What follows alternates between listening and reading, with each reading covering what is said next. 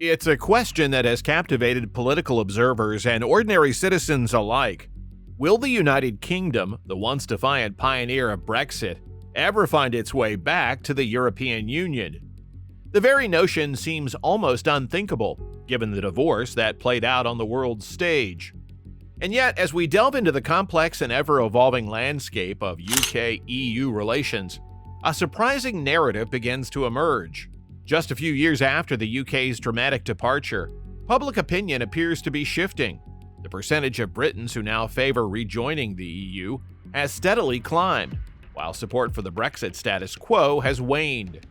It's a remarkable turnaround, one that raises eyebrows and sparks speculation about the possibility of a dramatic U-turn.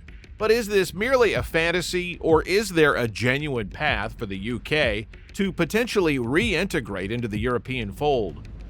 To answer this question, we'll need to explore the intricate web of political, economic, and social factors that could sway the course of this high-stakes geopolitical drama. So buckle up as we dive headfirst into the surprising twists and turns that could shape the UK's future relationship with the European Union. Let's start by taking a quick trip down memory lane. On June 24, 2016, the UK woke up to the news that the long-anticipated Brexit referendum had resulted in a vote to leave the European Union.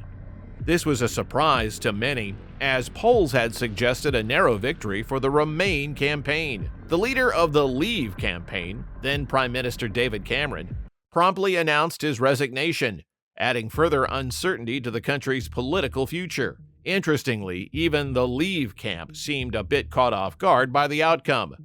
Aside from their vocal figurehead, Nigel Farage, very few had actually expected the UK to vote to leave the EU. So, after the initial celebrations, there was a real sense of uncertainty about what would happen next. What followed was a tumultuous 3.5-year process, as the UK desperately sought a favorable deal for its withdrawal from the Union.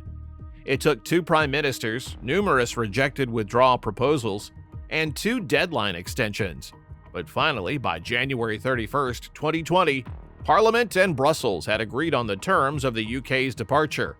So, the UK had its Brexit, and by its own rhetoric had gained its freedom and was ready to put the great back in Great Britain. But for those who voted to leave, the reality hasn't quite lived up to the economic and social fairy tale promised by the Brexit campaign. And for those who voted to remain, the entire process has been a bit of an embarrassment, the shifting tides of public opinion. Now, let's take a look at the public sentiment towards the UK's relationship with the EU.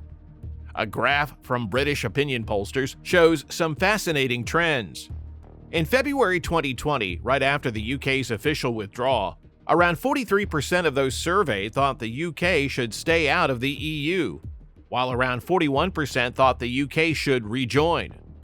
Fast forward to August of 2023, and the figures are profoundly different. The percentage of those wanting to stay out has dropped to around 34%, while the percentage wishing to rejoin has increased to around 48%. That's a pretty significant shift in public opinion, don't you think? Alongside this, the UK has very recently re-entered the EU's Horizon Research Program, which could signal a potential warming of relations between Westminster and Brussels. So, the million-dollar question is, could Brexit ever be reversed? And could those opinion polls sway enough to make a reverse referendum on EU membership a real possibility? The pathway to rejoining the EU? Well, the short answer is yes. It is possible for the UK to officially apply to rejoin the EU. However, they would not be given any special treatment for being a previous member. The UK would have to go through the same 2-stage application process that's currently being carried out by numerous prospective members across the European continent. The EU doesn't rule against any state rejoining the Union once they've left, so the option is very much on the table for Westminster. But the real question is, just because they can rejoin, will they actually ever do it? That's where we need to dive a little deeper. To answer that question, we need to look at 3 key factors that would influence the UK's potential decision to rejoin the EU. Factor number 1, the will of the British people. The first factor is the role that would have to be played by the UK population. The chances of the UK ever rejoining the EU would be pretty minimal if the British public doesn't show a strong desire to do so. As we have seen, recent trends suggest that the desire amongst British citizens to rejoin the Union is indeed increasing. But that alone wouldn't be enough to kickstart the necessary processes. What would actually be needed is public protest and a sustained campaign outlining the explicit desire to re-enter the EU. This grassroots movement would be unavoidable by both the media and political parties, which brings us to the second key factor. Factor number 2, the role of political parties. Political parties are incredibly important in this equation, as they are the only ones who would have the official power to launch a campaign for a reverse referendum and eventually have it passed through Parliament. Now, the current leadership of both the ruling Conservative Party and the main opposition Labour Party have stated that going back on Brexit is not an option. However, there are many members of both parties who were fundamentally against the UK's withdrawal from the EU and would likely be happy to see the country's return to the Union, should public demand highlight that this is the will of the British people. Smaller parties like the SNP and the Liberal Democrats could also capitalize on the changing public sentiment by including a Rejoin the EU platform in their manifestos. So, while the current position of the main parties might seem like a roadblock, it doesn't mean that they wouldn't change their tune if the political winds were to shift. After all, many UK members of the Parliament had to change their own positions on Brexit to stay in office, so a reversal of this wouldn't be too surprising. Factor number 3, the EU's perspective. Now, the third and final factor that would impact a potential UK application to rejoin the Union is the EU itself. Just because the UK can apply doesn't mean that their application would necessarily be approved. While rejection would be highly unlikely, there are many within the EU community who feel that the UK shouldn't be simply allowed to leave and re-enter the Union whenever it suits them. This is a position that would be of concern even to those who would happily see the UK rejoining the EU. You see, if the UK were to reapply, it would likely not have the option to opt out of certain components of EU membership as it had previously done. The implications of a full commitment. Previously, the UK joined the EU and then subsequently exempted itself from both the Schengen area, which allows for continuous border control-free travel, as well as the Eurozone, which was a prerequisite for any state wishing to join the Union.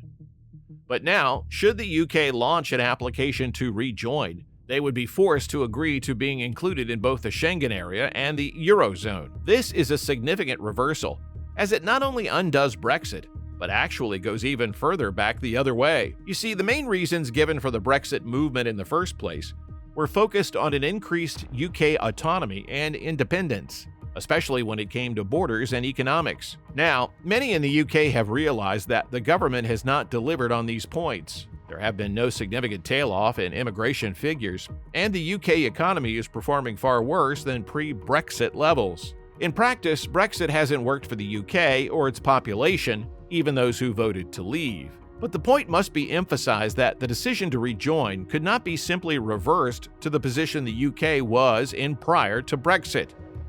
It would be forced to be even more committed to the Union and its goals. Rejoining the Schengen area would completely erode the idea that the UK would ever have full control over its own borders, and having to sacrifice its own currency in favor of the euro would also be a significant devolution of its economic sovereignty, beyond any previous point in the UK's existence. When considering the possibility of the UK rejoining the European Union, it's crucial to carefully weigh the potential costs and benefits that such a move would entail. On the surface, rejoining the EU would provide the UK with access to the bloc's customs union, allowing for the continuation of free trade between member states. Additionally, the UK would regain its place in the EU's single market, which facilitates the free movement of goods, services, capital, and people throughout the Union, potentially bolstering economic opportunities. However, the price of admission would be high, as the UK would likely be required to forego certain exemptions and opt-outs it had previously secured as a member. As we discussed, the UK would be forced to fully embrace the Schengen area, relinquish control over its borders, and adopt the euro as its national currency, surrendering its economic sovereignty. These concessions would significantly erode the very aspects of autonomy and independence that were central to the Brexit movement in the first place. From this perspective, the UK would essentially be trading away more of its own self-governance in exchange for a return to the status quo ante without any clear additional benefits. The potential upside of rejoining the EU, such as increased access to collaborative research programs and strengthened ties with the European continent, may not be enough to offset the substantial loss of national control that would be required. Ultimately, the UK would have to weigh the value it places on regaining its unfettered access to the European market against the significant constraints it would have to accept on its ability to independently manage its borders, economic policy, and broader sovereignty. This delicate balance sheet will undoubtedly shape the calculus of any future decision by the British government and populace regarding the country's potential reintegration into the European Union. So where does all of this leave us? It's difficult to foresee whether the UK will attempt to rejoin the EU in the future, but we can make some educated forecasts. It's unlikely that the UK would rejoin the Union in the next 10 years or so, and here's why. The UK is facing a general election in the next 2 years, which at the moment looks likely to be won by Sir Keir Starmer and the Labour Party. They have promised to deliver an improved Brexit deal for the UK, showing that there is still a belief that Brexit can work and that it has just been mishandled until this point. But if the next UK government also fails to deliver on improving the outcomes of Brexit, then rejoining the EU would start to be considered more seriously by both the population and political parties.